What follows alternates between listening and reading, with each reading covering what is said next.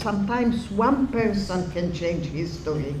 The Italian ambassador to Libya was this wonderful man, I forgot his name, who went and said to the Italian, we have to give refuge to these people. So the police came to us and said, either you stay in this camp, or you go to Italy, and we give you only one suitcase and 30 pounds. Per person. So who's going to go to a camp with these people? We knew that they had murdered and raped and killed Jews, children, adults and women. So of course we said we take the $30, the 30 pounds sterling they called them, and our bag, and we all went to Rome. Little by little, there was no Jew left in Libya. So, everybody went. So to be clear, today there is no Jew in Libya, is that right? No. And as far as you know, there is no trace of Jewish life?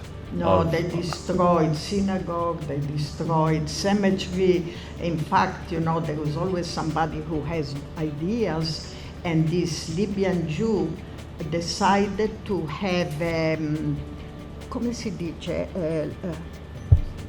a cemetery with the name of all the Jews, virtual.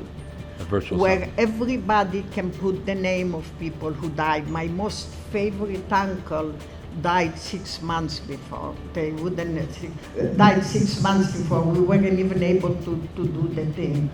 So the fact that Jews lived on Libyan soil for 2,000 years has been completely and totally erased. Not to mention living Jews, correct? Absolutely. What is the vision of creating righteous power? Not just power, righteous power. Israel has been attempting to do so for quite some time. To be powerful, but to be justified.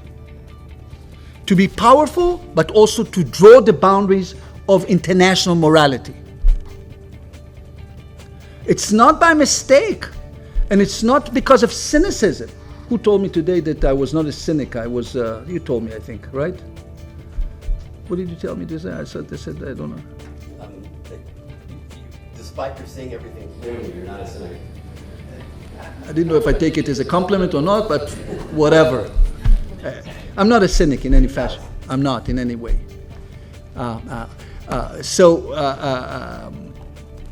We have to understand that this entanglement also requires understanding what is righteous power. How much should we use power? What are the boundaries? There are several issues that are related, because if we establish, and I think we should establish, that Israel can no longer speak as a victim. Not that they can no longer speak, will speak, but they can no longer get credit as a victim. You see what I'm saying? They can no longer claim and get empathy and sympathy and saying, some of which is because of true Jewish hatred. It's true.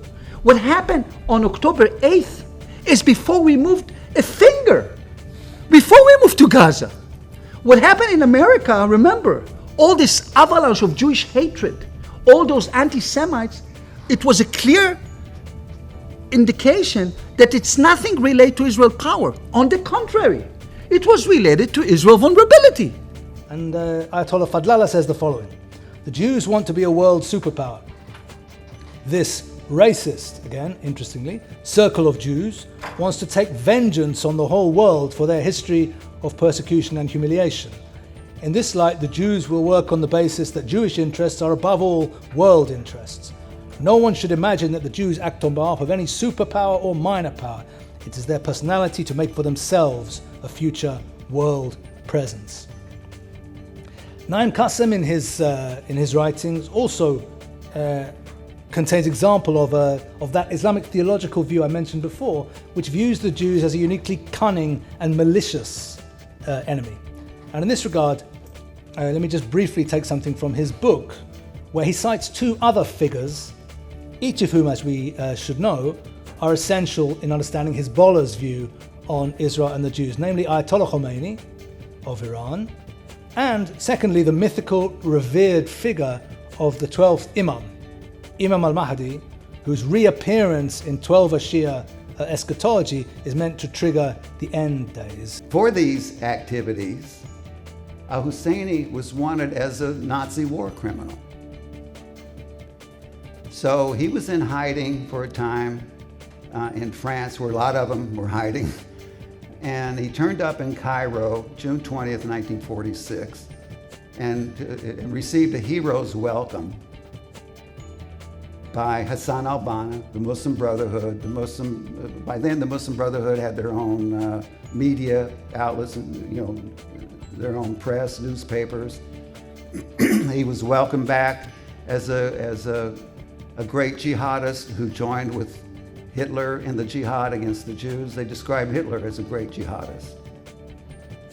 In the Arabic language edition of Mein Kampf, in the intro, the translator's introduction, which I translated, it's in the book I wrote called The Genealogy of Evil. It's short. In that intro, Hitler is described as a great jihadist.